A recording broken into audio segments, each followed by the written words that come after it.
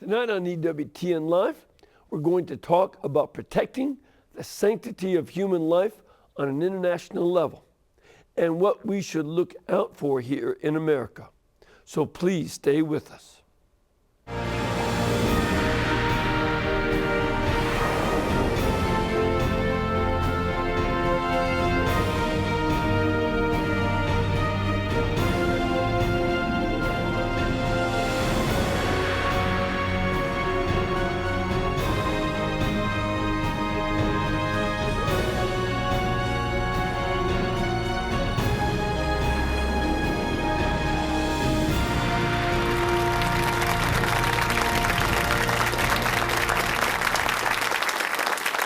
Thank you and welcome. I'm Father Mitch. Welcome to EWTN Live.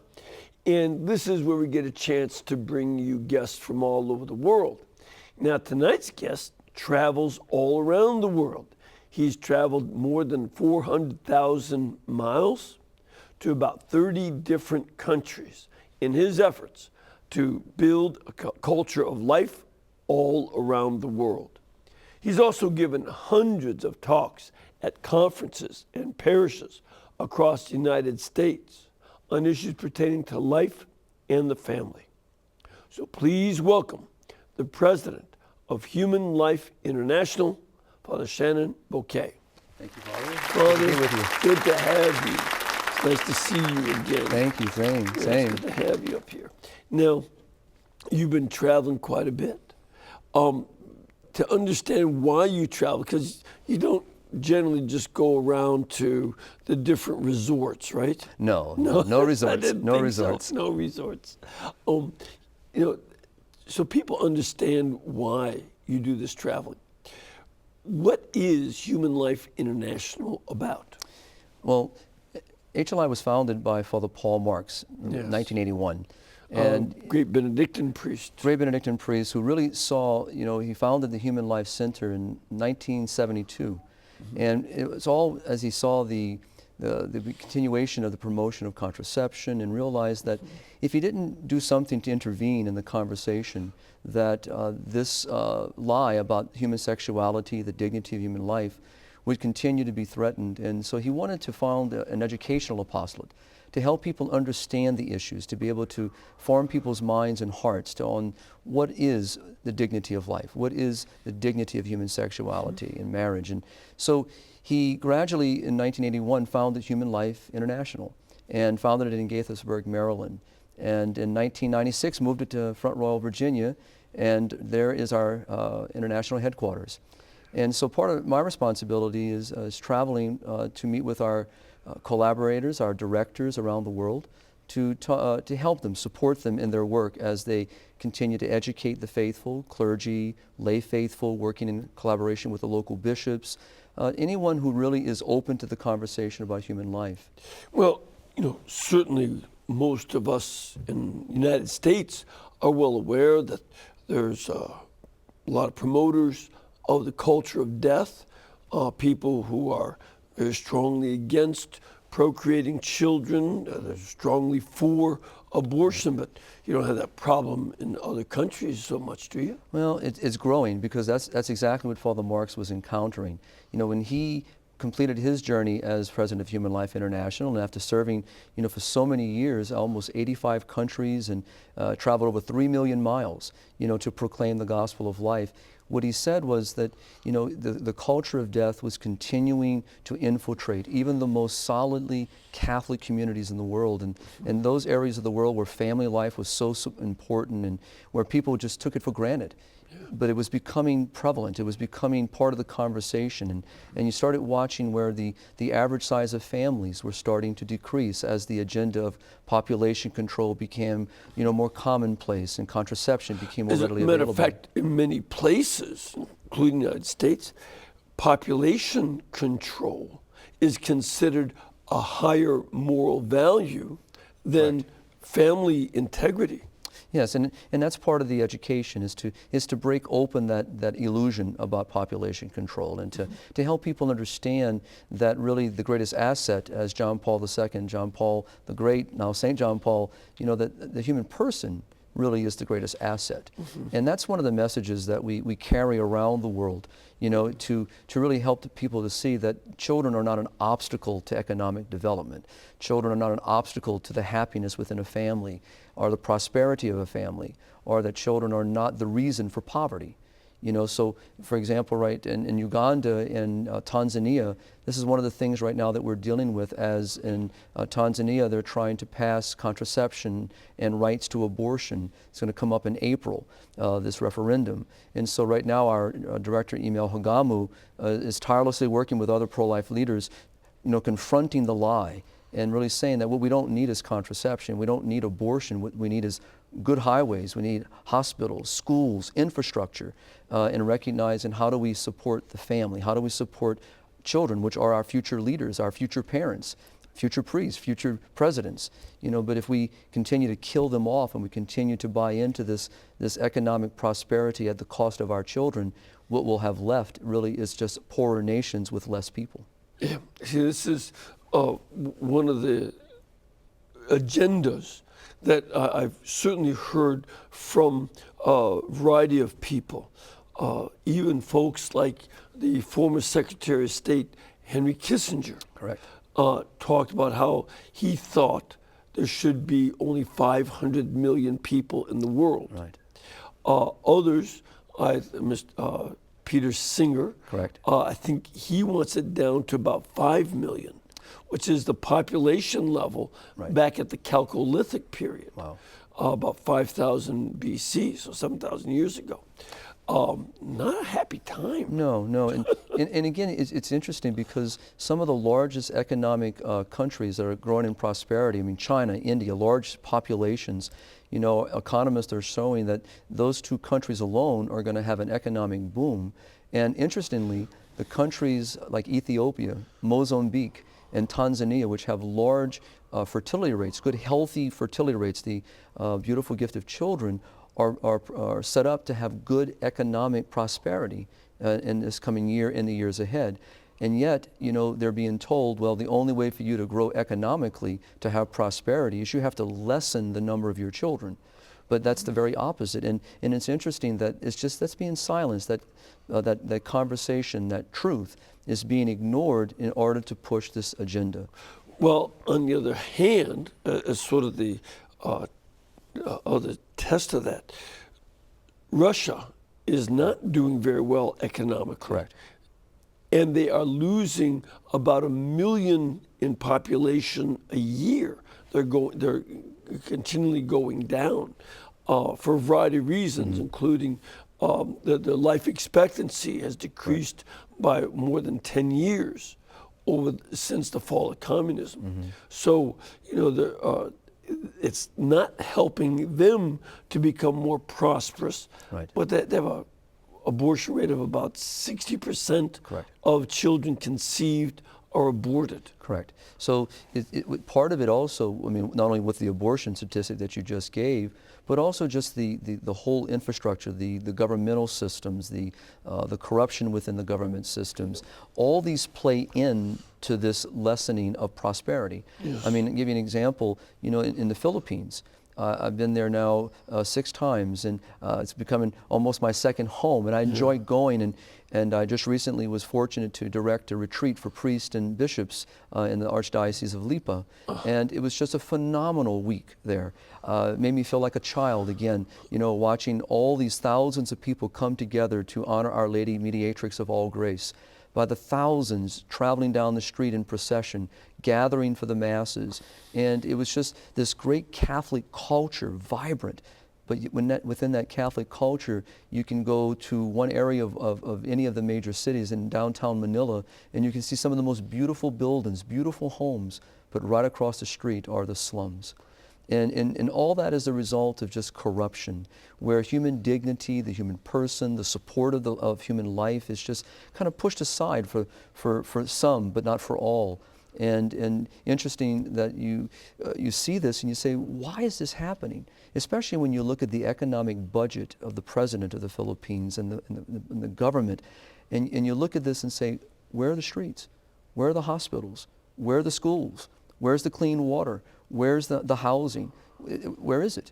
And that would alleviate one stress or major stresses in so many of these families' lives, and then help them to be educated, help find them work, not lessen their children. And it's interesting that all the population control is being aimed at those particular people, the poorest of the poor. Right. And it's a heinous crime against life itself, and especially when we could do something about it.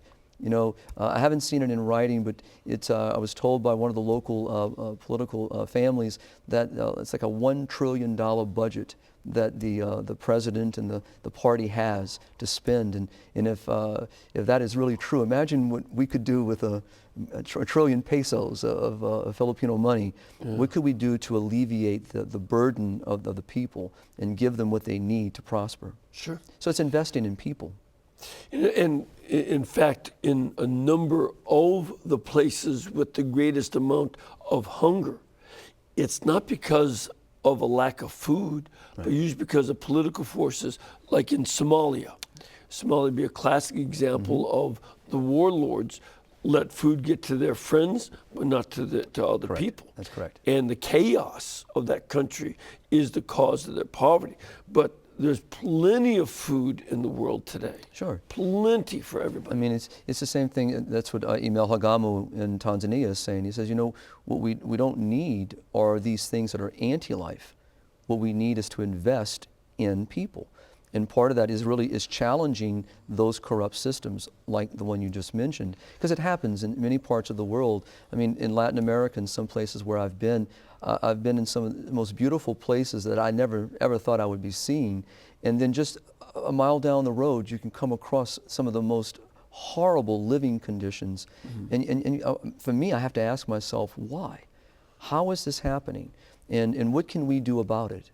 And really part of it is that it's those with power have, those without have not. Right. And it's an interesting thing that when we look at the dignity of every person, and I remember there was the president, I think, of Chile that, a few years ago when his own political system was challenging him to support legislation for legalization of abortion, and he stood up and talked about human dignity, and he said, what makes the people of this country strong, it's not its power, it's not its economic ability, it's not all of its economic material things, it's people. And if we can value the life of every person, that's what makes us strong. Yeah. And I'm paraphrasing his words, but that's so true. And that if we could do that, if we could see every person in the likeness and image of God, whether they share our faith, that our creed that's not relevant. What's relevant is really how do we look at every human being with the utmost of dignity and help alleviate the burdens that enslave them and find a way to help them. And part of it is education. Part of it is giving them natural resources. But Mother Teresa of Calcutta used to say the greatest poverty is the spiritual poverty. Yeah. And we see that too. We see both. It's both. How do you reach to the physical poverty, but also how do you address the spiritual needs of that individual too? And certainly part of this is opening up the opportunities. You can't make somebody successful, but you can open up fair opportunities for people to make a move forward. That's been one of the strengths of the history of the United States. Lots of people with very little were able to make great headway, and that's not always the case, but it certainly is a possibility. Whereas in some of these countries, small groups of powerful people just prevent that from happening. Yeah, and again, that's one of the things that we've experienced in these many years of serving, life, is you see such a diversity of what's affecting life, in the family.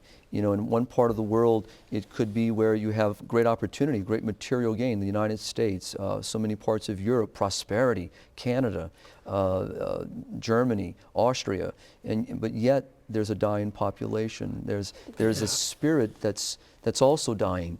And it's caused by materialism, secularism, and it's robbing that dignity. So they have everything, let's say, they need. They have opportunities for good education, they have good homes, they can travel wherever they want to go. They're not hindered by any political system necessarily that says you can't be educated here, you can go wherever you want to go. Right. But yet there is a poverty that is, and in that poverty, they've embraced also the mentality that children, family life are obstacles to prosperity.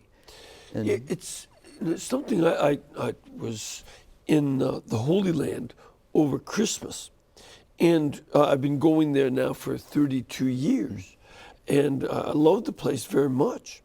But it certainly is the case that Israelis whose own commitment to Judaism as a religion is very, very tenuous. Used to be about 15% were believers, 85% atheists. Now it's more believers that are telling me this time that maybe 20% to 25% are now believers. But there's still a very large number that are not believers. And as in Europe, they're the ones who don't have children. correct. And I've oftentimes thought, and I'll run this by you, that people without faith in God don't believe in the future. All they've got is now. They don't believe in heaven, don't believe in hell. They've got this life. Children are inherently about the future after the parents are gone. And they don't think in those terms. And I think it's not only Israel where the birth rate is 0.97 child per family, but in Western Europe it's 1.1, 1.4, very low. Whereas in the same areas, Muslims who have strong faith, they have very high birth rates. Palestinians are 5.4 children per family. Does that make sense in terms of the spiritual riches and material riches not equal family riches? Yeah, I would agree with that assessment. I mean, obviously our faith and our belief in tomorrow, our hope in tomorrow, does influence our thoughts. I mean, if we look at the opposite side, look at the conversation that some people in making decisions about life, and let's say that you have a person that really is not wanting a child, but now has a child that's on its way, but doesn't see a promise of tomorrow. There's nothing for them to live for. Maybe they're having economic problems. Maybe they have a very bad marital situation, or maybe the person they're living with is violent, and they don't see any hope for this child. So they convince themselves that the termination of this child is better for this child not to live. So it's despair. Yeah. It's a spirit of despair, and whereas people of faith are motivated by a trust, by a belief that, which you said so beautifully, is that children are tomorrow. They are a sign of tomorrow. They are an investment in what is to come.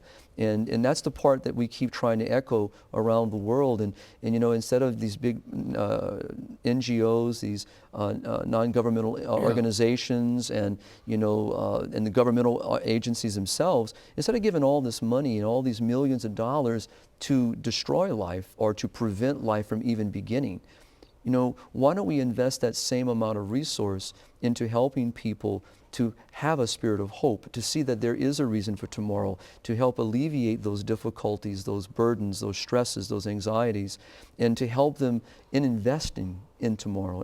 And that's the argument that we try to have. But it's in people in countries like Africa, Latin America, Philippines, they believe in life. I mean, they are a people of life. I celebrated my 48th birthday in Dar es Salaam this past July. Dar es Salaam is in which country? In Tanzania. And we were there to celebrate our 20th anniversary of being in Tanzania. And our director, Emil Hagamu, that I mentioned earlier, is our director for all of the Anglophone Africa, so all of English-speaking Africa, but his home is in Dar es Salaam. And the native language there mostly is Swahili. And so they celebrated my birthday in Swahili. And I jokingly tell my staff that I think the local people had more fun from my birthday in a way than I did. They celebrated, they laughed, they danced, they sang, and that's what I experienced. People of life. They love life. And they love their children. They love their family. In the Philippines, you travel down the streets and you don't see many elderly people. Mostly because they're being cared for, in people's homes. There's very few nursing home facilities because people that are elderly, their elderly are being cared for. There's a respect for their elderly. There's a respect for the sick. And they're also very family oriented. And so when people who support, the contraceptive mentality, the abortion mentality, it's so disrespectful to the people. I remember being told when Hillary Clinton would visit some of these countries, and people felt insulted when she would stand up, or others in the state's office, or other dignitaries from other countries would come in and say, what's better for your people is to have less of you. Imagine, think about this. That's a foreign power telling you how many people you're going to have in your country. But our children are our assets. They are our future Americans. They are our future Filipinos, our future Africans. One of the things that I've objected to strenuously in regards to a lot of President Obama's own policies is to tie foreign aid to the idea that will give you stuff if you're willing to either abort your children or prevent their conception. Exactly. If you stop liking your children and get rid of your kids, we'll give you stuff. Well, I find that so immoral and an objection. Even Vice President Biden had made this comment that, if you do some of the things you just mentioned, if you embrace, the contraceptive mentality, embrace abortion, embrace same-sex unions, homosexuality, the whole gender ideology issues, the money will flow. Exactly. It's bribery in many ways. We'll pay you to hate your children and even kill them. Well, and with that is that we're also taking our immorality and we are now promulgating that around the world. So we are imposing for a fee, and the destruction of another person, or the potential destruction of human life. And it's unconscionable to even think that we would even propose such a thing, but yet it's happening everywhere around the world. Exactly. Even Great Britain is doing the same thing in how it's working in Africa. You'll see, for example, a non-governmental organization like the Melinda Gates Foundation, the Bill and Melinda Gates Foundation example. It's called Family Planning 2020. So 2020.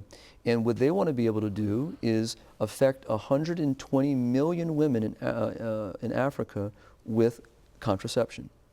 And they're going to spend over $4 billion in this foundation, and led by this foundation, to literally impose contraception as an answer to the poverty, as an answer to the struggles of the people. $4 billion. What could be done with $4 billion, plus whatever else they're going to raise, by other organizations that are going to feed into this? And think about the plight that has caused. In many parts of Africa where children are such a blessing to the family, and so that a mother is found that she cannot conceive because of the effects of an IUD or the long-term effects of these long-term contraception that's been given out to them. And now they're physiologically incapable of having children, or they've had so many gynecological problems as a result of these chemical and hormonal drugs that they've been taking. So what happens? Marriage breaks down. The husband may be abusive to her, may even put her out, and no longer is she able to be prosperous in the family, or because she's suffering, what happens is, but she doesn't have any opportunity for treatment. That's the other horrible part of this picture, is that these NGOs and population control groups that are pushing this contraceptive mentality and spreading these drugs like candy all over the world, they're there to give you that, but they're not there to give you treatment. So when you have problems, go see your doctor. In Africa, for example, in Uganda, it might take $30, US dollars, to you and to me, here, pull out my wallet. Sure. But to her, where she's going to come up with $30 in cash to be able to have a Norplant removed, an IUD removed. I mean, to us, it should motivate us to be angry and to realize what is being imposed and done in so many places. We heard stories in Uganda where women were being locked in a room and would not be let out until they decided to accept the IUD. You know, so these are totalitarian Who tactics. locked them in? Do you know? These would be, you know, according to the women who are giving these reports, these are medical health personnel, governmental agencies that are supporting this. And many of these are being funded by other agencies and other, you know, foundations. And, you know, Dr. Brian Close, our head researcher for Human Life International, you know, told me, he says, in some of his research, he's identified over 400 population control groups working throughout Africa.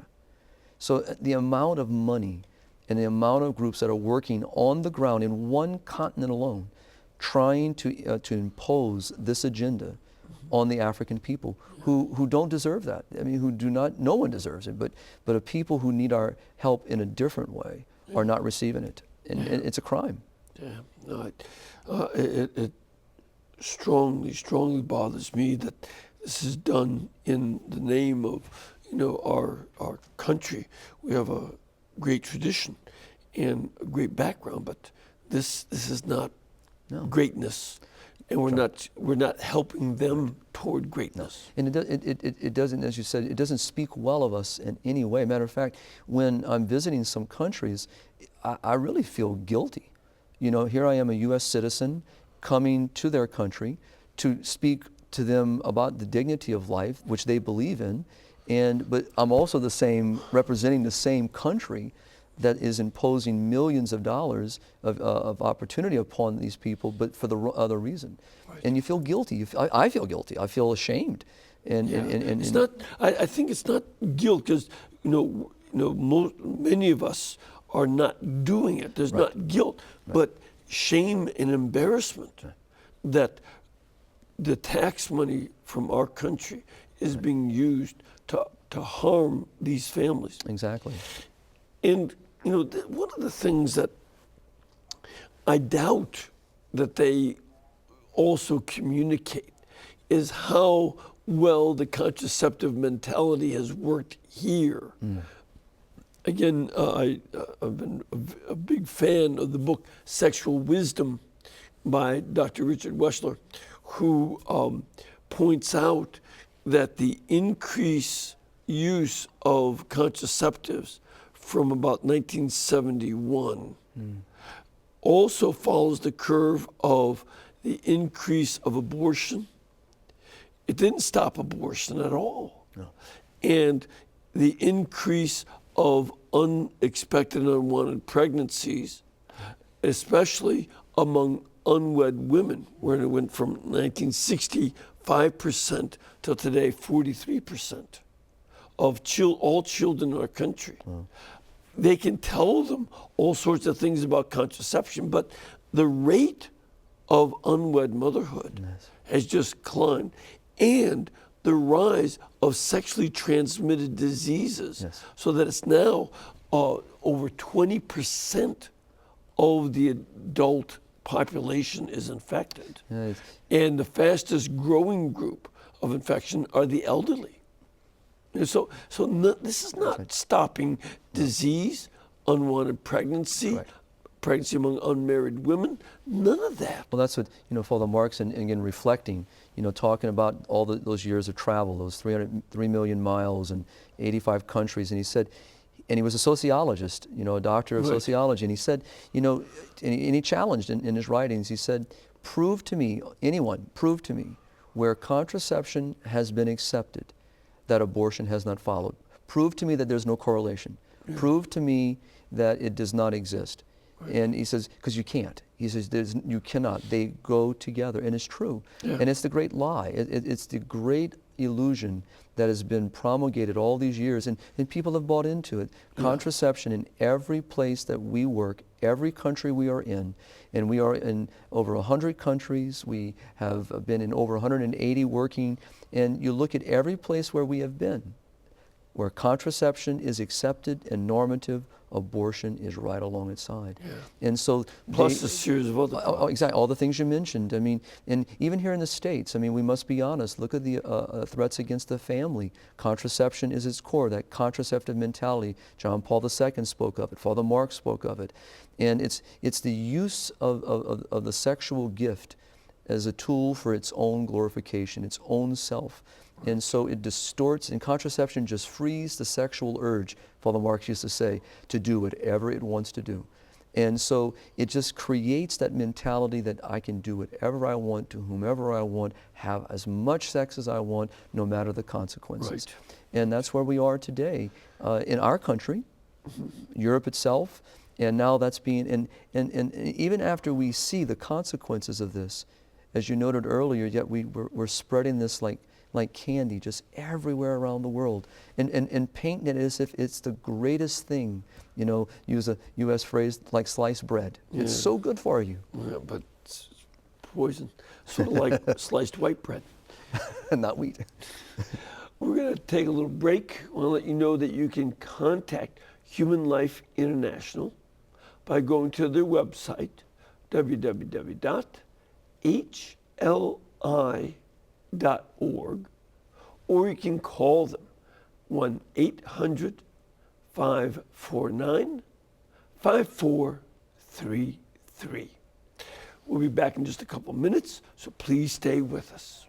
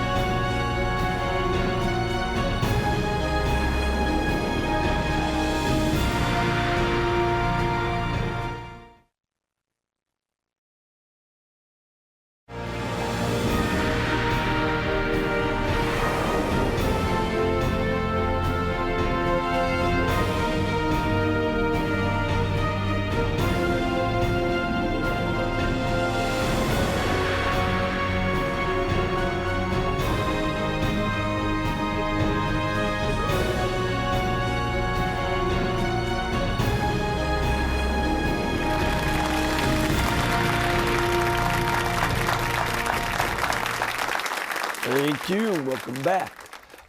First of all, what we'd like to do is certainly invite you to come down here to EWTN.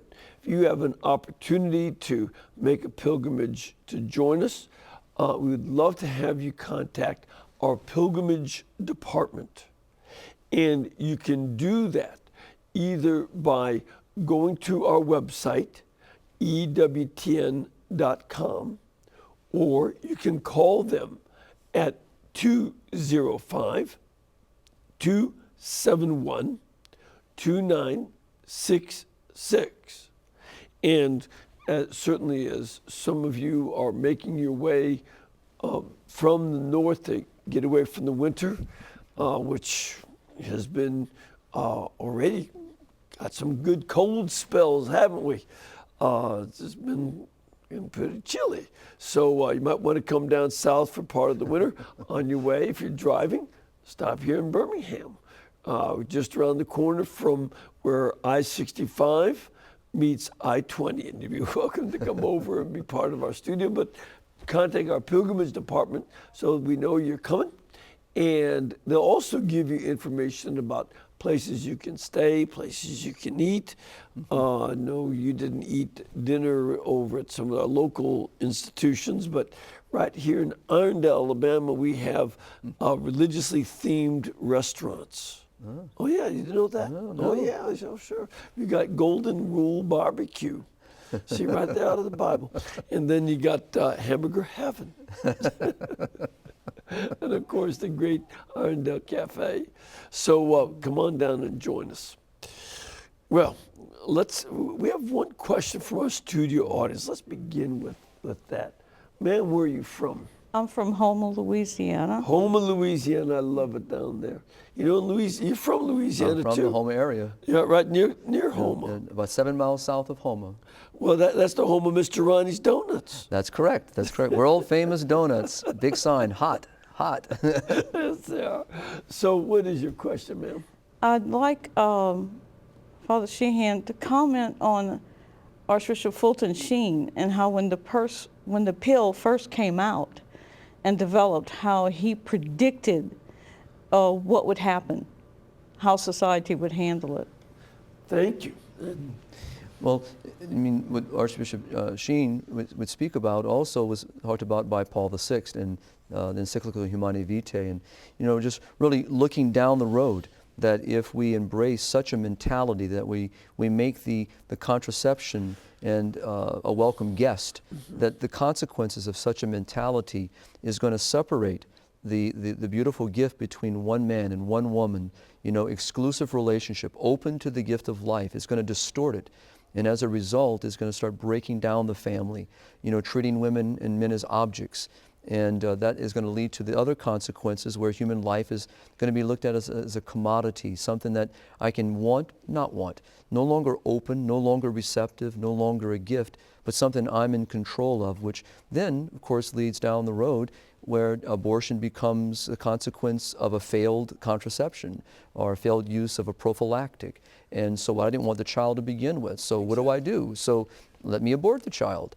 And I mean, there were some moral theologians who were saying, Catholic ones, saying, well, if a person was using a contraceptive and it was an act of love, and love is the supreme value, and the contraceptive device did not work, well, some of them said that it was morally acceptable to abort the child because it's the love that was the morality and not the child. So the child is disposable. Sure. And that kind of logic said, well, wait a minute. If you're the child, where's the love? Exactly. And also just the separation of these two beautiful ends of marriage, which really are wed to each other. Exactly. And that's what Blessed Paul VI now, what said so beautifully. This is what John Paul II spoke about in his great teachings, Theology of the Body, just reminding us of that beautiful complementarity that is found between the dignity of man and woman, and that exclusive relationship, that irreplaceable relationship, that is open to life, the fruit of their love, the very pinnacle of that love, the crown of that love. And but again, as our Kathleen noted, was when you look at the euthanasia, you look at the issues of homosexuality. These are all fruits that flow from that tree of contraception. Yeah, the isolation of procreation and love. Right. Putting a primacy on love, Right. as I define it at a particular moment, not as inclusive Correct. of the child I might produce, but right. just of what I intend to love at that moment. And even, of course, as we know that, not every moment of conjugal love between a husband and wife, open to life, brings forth a child. Right. And so, but it's that openness, it's that receptivity, that's that willingness to receive, and that self-donation of each other that now becomes missing, whether he or she be sterilized or whether they block in any kind of way. It severs that donation of self. And so it really is an issue, and I see this in parts where, in parts of the world where we have large migrant populations. You see this discussion comes up, and where you have people who are away from their spouses because they're working away from home, trying to provide for their family, which is a good thing. But while they're away and parted from their family, which is another consequence of corrupt systems. Why do I have to leave my country? Why do I have to leave my family to find prosperity? Why can't I be prosperous here and be near my family and support my family? But many people cannot. They can't find that livelihood. No. But as a result, in many ways, it opens them up to so much temptation, so much availability. And of course, contraception makes that more readily accessible because I can block life. I can prevent life. And that way I'm not hurting my family. They'll never know. But and if I don't prevent life, Right. You just have to take it. Exactly. You know, and so this is the constant battle, and which goes, you know, to part of the education that Human Life International does. You know, much of our work is working with seminarians, our clergy, our brothers in the faith, and it's in the priesthood, and working with the bishops in collaboration, trying to find ways to help them in their way of reaching out to their people. That's the one thing I loved about Father Marks, was that when HLI entered into a new country, into a new region, it was never something that was imposed. He would identify leaders, and then he'd begin to collaborate with them and find a way to help them. And maybe the first beginning was really to educate them. Many people didn't even know about any of these things. In many parts of the world, contraception was, I mean, they know the word, they know what it means, but what is the pill? What are you talking about? What is a prophylactic? What is this about?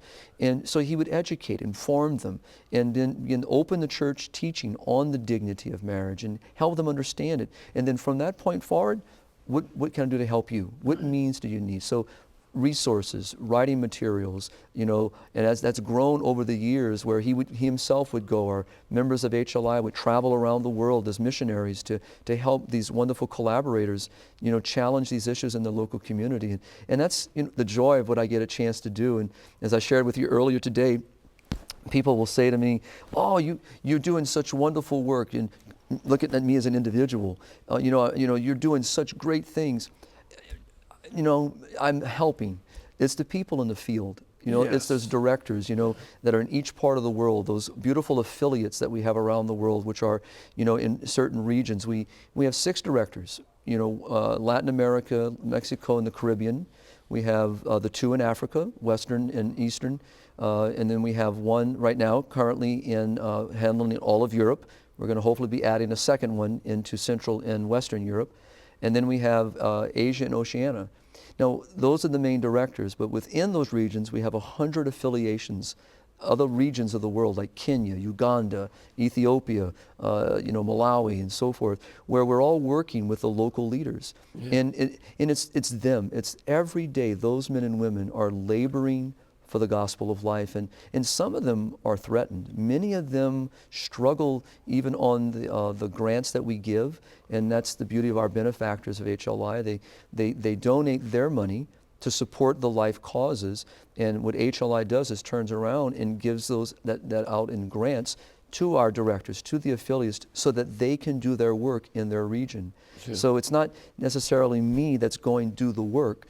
It's HLI helping by sending resources like myself, Dr. Brian Close, many other members of our staff, to go and collaborate with them, to work along them side, give them presentations. And it's been a joy. It really has been a joy. See, that brings out something that I think is very important for our audience, which is to realize that, you know, HLI as an organization, Human Life International, is being supportive to all these grassroots efforts. Correct. To promote life and family, dignity of women, dignity of men, dignity of children. And it's still these folks at the grassroots that are doing the work. And that's what all of us, you know, here in the United States and in every country listening to us needs to remember.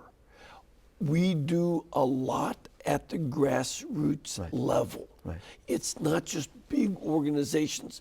That's what the governments, the United Nations, non-governmental organizations, they have billions of dollars, you know. You know, Bill and Melinda Gates, they give billions of, but we can be a counteracting force, teaching our children, our grandchildren, our students in classes, catechism, all this ground level. And it works, and it does work. I mean, and it's amazing when we work with seminarians, every region of the world, they're so hungry. They want to know these issues.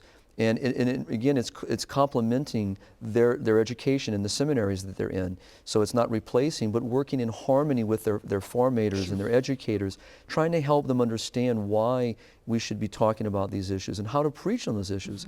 There's a priest in Costa Rica that I met 2 years ago, and he, after the conference, a 3-day conference, the way we divide them up in Latin America is that there are 3 days with the priest and the bishops, And then if we have opportunity, we also have 3 days with the lay leadership. So, but this priest comes up to me after and he says, you know, I've lost 15 years of my priesthood. What did he mean by that? And I said to him, you know, I in my heart, I knew what he meant. And after hearing all these talks on life issues and family issues, like natural family planning, how life begins, why contraception is anti-life, why we should not be promoting in vitro fertilization, all these various things that they hear about but maybe have never been confronted with in this kind of educational way. And he says, I have never, 15 years, preached on these issues. And he says, I feel so guilty and so ashamed.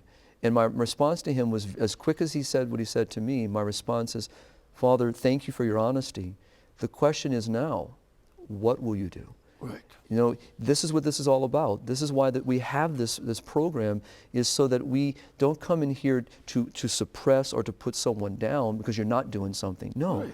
It's to address the issues so that we can lift up, and that emboldened and enlivened by the truth, that we can go out and spread that gospel, and especially as priests. And that's why we work so strongly with our Seminarians for Life program around the world, because they are our future spiritual leaders. They are the men that will be in those parishes.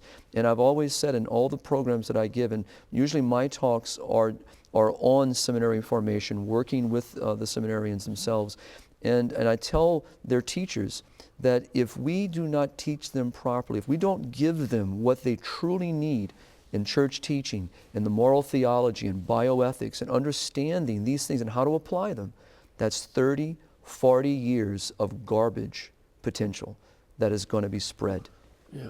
And that, to me, that's why Human Life International's work is so important, because that is the way we counter the culture of death, by educating those who are going to have the voice in the public square. So our clergy, our religious, our teachers, our doctors. In Kenya, Father Wanjohi, who himself was a seminary rector, he's now in his 70s. You look at him, he looks like he's in his 50s, just a vibrantly healthy, beautiful man. And he helped form a program in Kenya where it's support groups. So it could be a group for priests, a group for lawyers, doctors, future lawyers, future doctors, seminarians, and it's divided up all the way through those kind of professional careers, if you will. And he deals with them to educate them in the church teaching. And why? So that when that man or that woman becomes a doctor, a teacher, a nurse, a priest, a religious, they walk in with so much knowledge that they're able to counteract the garbage in the language, in the illusionary language, the false language, with the truth. And we've seen it. I met a man in Dar es Salaam who now in Kenya is a lawyer before the Supreme Court. And he is a graduate of Father Wanjohi's school. And I was impressed. I mean, he got up in the front of this group and just explained the church teaching on the dignity of human life. It was remarkable. And I called Father Wanjohi. He said, thank you. You did well. And it's the product of that love. So and that's what we have to do. And you know, you look at a bishop in Colombia recently told me that he pulled together, along with a couple of his priests, 72 married couples, and started teaching them about the problems of gender ideology. And why? So that he then could send them out to work with other married couples to help explain to them the evil and atrocities against family life and dignity of life that gender ideology promotes. So this is the beauty of this work, and as I said earlier, it's a privilege. It really is a humble privilege to see these pro-life missionaries every day out there in the rain, snow, sleet, you know, and even in the hardships. I mean, we've had a couple of our directors, their lives threatened. We've had people like Father Marks and some of our directors on NARAL's #1 most wanted list. I mean, you have people who... When you say most wanted list, what did they want? Well, not so do? much. They want them to be quiet. They want them to be silent. So it wasn't a hit list. No, not so much they're going to go out and take someone out, but just the idea that it's enemy Remember, number one. I'm from Chicago. Right. Well, in Louisiana, we could visit an alligator farm, you know. So, but the beautiful thing there is that it shows you their work is working, that their efforts are making a difference. That an organization that has so much resources considers this little individual in this part of the world a threat. against their agenda. And that's what I love about these pro-life missionaries, and that's why it's such a beautiful to stand with them and to collaborate with them, and it's just a joy to see their joy, you know. And they travel so many miles. I mean, one of our directors, Dr. Ligaya, used to work for the Philippine government in population control for over 25 years. Trying to stop it from growing. Trying to stop the population, lessen the number of people, help economic prosperity. And when she had a conversion and realized, oh my goodness, look what I've been doing. Now, here's this little beautiful Philippine woman, barely 5 foot tall, standing in the middle of these great groups and challenging all these people in high positions and saying, that's not true. What you said is not true. I know what it's like. I was there. And silencing them with the truth. See, this is one of the things too. You know, I was in seminary in the 70s, and Humanae Vitae had come out just a month before, not even a month before I entered my order. And one, you know, I can certainly recall back in those days the logic of Blessed Paul VI's approach and the logic of, you know, non-contraception was not presented. The arguments in favor of the church's teaching were not presented. No. All that was done was to say, well, people should follow their conscience and do as they think or as their conscience tells them, but without explaining the logic, like you're saying that this Dr. Ligaya does, and so many others. Then your conscience gets reduced to how you feel about it instead of how you think about it and what you know about it. And that's another aspect of Human Life International. It helps people to honestly think through the issues. So you're not just emoting, but you are thinking. Exactly. And it's interesting because when you look at like Mario Rojas, who is our director in Latin America, or you look at George Winkar in Eastern Africa and working in the Francophone side, it's exactly what they do. These are well-educated men who enter into the conversation and break down the illogic that's being promulgated as logic.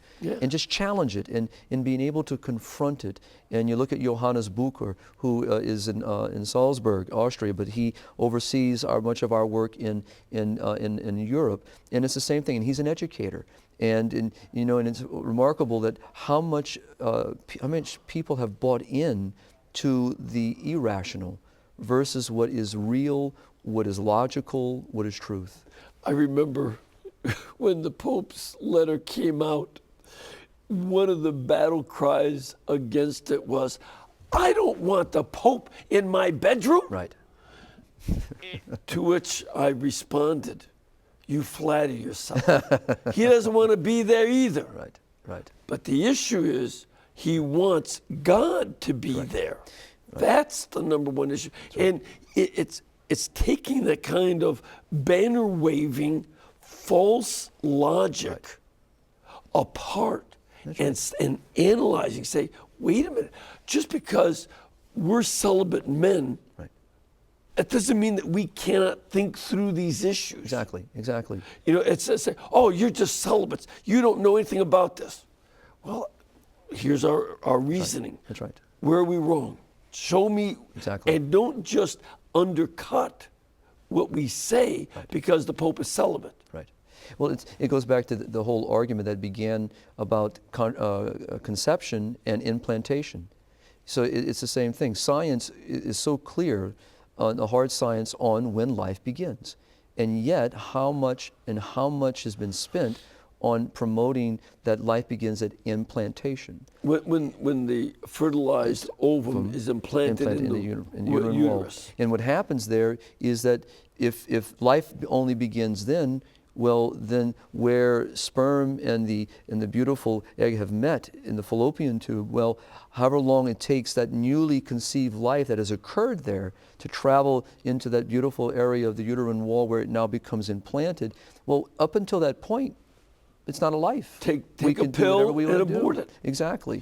And it just shows what our that- government's trying but to yet- force but- us to but- pay for. But people believe that. They don't, and yet the hard science, I've stood in front of someone and opened up a gynecological textbook, opened up a beautiful science and said, right here, oh, that's your opinion. Did I write this book? Look in the front. Did I edit the book? Again, where is the data contradicting what this is, Right. science is saying about? But what it does, human though, life is it and allows an industry that makes billions of dollars to continue its work. not to mention And that the is the government issue. support. Exactly. Well, one of the things that we've done is run out of time. Thank you very much Well, thank for you being for with having me us. today. Remember, Human Life International can be reached at www.hli.org or call 800-549-5433.